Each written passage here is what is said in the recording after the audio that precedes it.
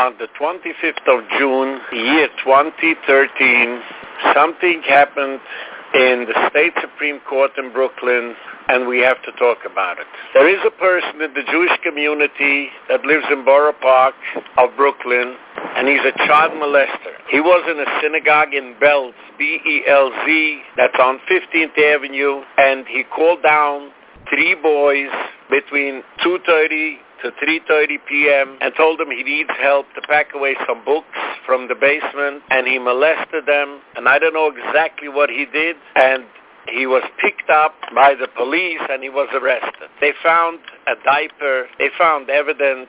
In the beginning, he tried to hide himself, but then he gave himself in after a few days. Now, the man is a child molester.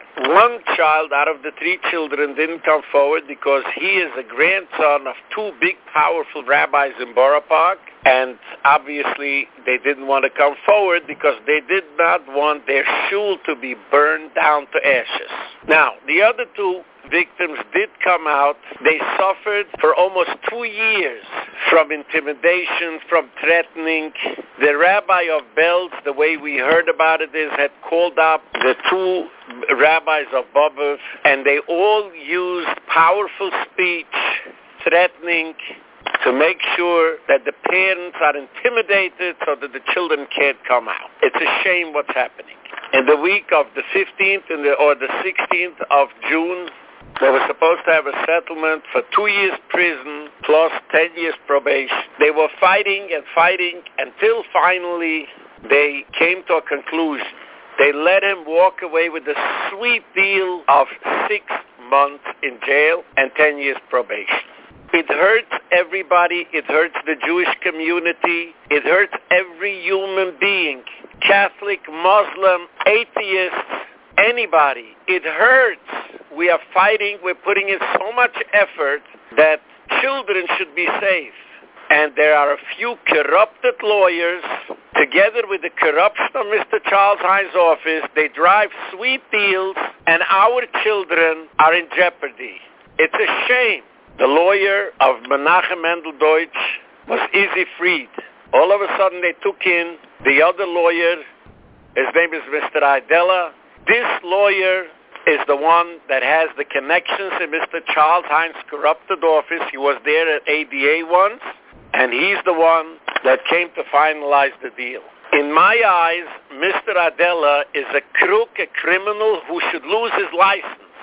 Besides which, he's doing harm for the whole entire Jewish community. He is also the lawyer that hooked up with Mr. Alan Dershowitz, and they worked out a deal that a criminal who got 32 years in prison should be outside in the free world. And in order for this to happen, there were so many crooked things that went on that it's unbelievable that everybody sees what's happening and everybody sits quietly and doesn't say anything. It's unbelievable how they did it. They claimed that Mr. Berl Ashkenazi, who got on a stand, that he lied in front of a jury, and he never paid any consequences.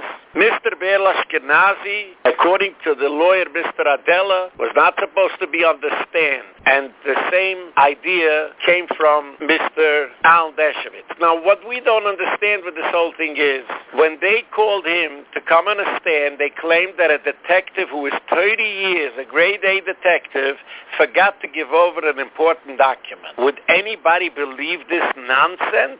This is a joke. Now, let's put it this way. If the detective forgot to give it over, he should be fired, and he's not. He's still a detective in a different department. If he did it deliberately, if it was done on purpose, he should go to jail. So what is really going on with this law system? Now, we are very well acquainted with Mr. Charles Hynes' law system. Again, this week in the Jewish Week, there's an article that claims that he put in 2 people in prison for no good reason. They all walked out. Now they're suing the government. We feel that Mr. Idella should be looked after by the FBI for all his wrongdoing. And also, Mr. Alan Dershowitz. We feel that everything they're doing in the case for Baruch Mordechai Leibowitz is wrong. And the same thing happened with this Menachem M. Deutsch now, where Mr. Idella drove a deal, and the deal is suicide for the whole community. Suicide. We work hard 24/7, day and night. And we're trying to get a clean community. Until now, the Jewish community, unfortunately, was so run down that the way they used to molest the boys and girls, we would think it's one of the 10 commandments in the Bible, and thou shalt molest boys and girls, non-stop. That's what we would think. It's not so. But the way these rabbis let it happen, and they alone are molesters, it's a shame that this is a human community, and it's a shame this is a Jewish community. We are the chosen people who took the Torah, the Bible, on Sinai Hill, and we said to God, and I shall not do adultery, and I shall not do anal sex, and I shall not do sex with children at all. It's a shame. Now, a lot of people say, so what do you care? He's going to be a registered sex offender. So I explain to the public. In the Jewish community, a registered sex offender does not mean anything. We have a few registered sex offenders, one in Rockland County, one in Brooklyn. They all pray in shul. They all go to the ritual bath, to the mikveh, where children expose themselves. Nobody would stop them. If you would say a word, they'd ostracize you, just what they did to me, to Rabbi Rosenberg, for no good reason. And they didn't even call me to warn me, because they felt so powerful that they didn't know that after 4 or 5 years of fighting them, the shame is on them. Shame on you all rabbis. Shame on you rabbis that signed, and shame on you rabbis that kept quiet. You should all be ashamed of yourself. Then people tell me, why are you so angry? He's going to go for therapy for 10 years. So I tell him, listen, he ain't going no therapy, no 10 years. Ohel was a beautiful model lesson to show what it means to go for therapy. Jerry Browner used to go for therapy there. Every time he messed up with children, he would come to the judge, put down his pills on the table, and say, listen, judge, I'm sorry.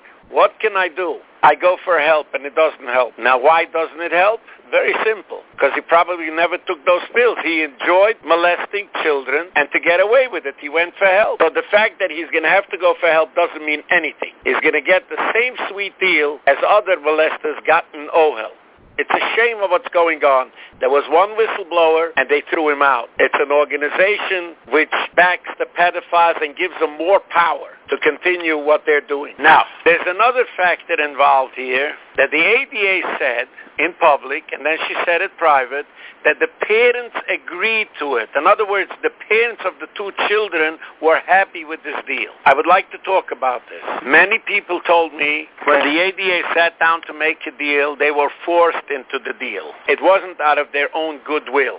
Also, many people told me that the ADA told them, don't let your child get on a stand. He's going to become emotionally disturbed and he won't be able to go through it. I am following tens and tens of cases.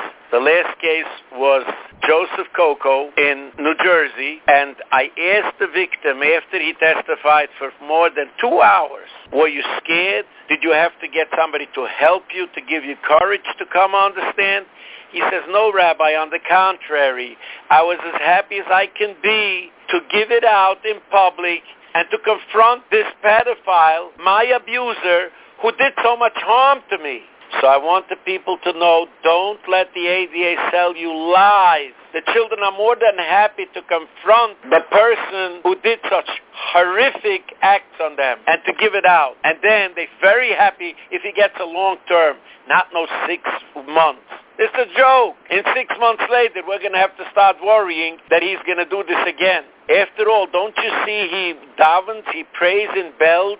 He belongs to bells. Don't you see that they're backing all the pedophiles and they're shelling out hundreds of thousands of dollars? He's not the first one. There's the Greenfield case, who touched a boy from Bells, and they quieted down very fast. They're here to back pedophiles, not to back victims and parents of the victim. Now, there is another 2 reasons why parents would agree to such unacceptable settlements.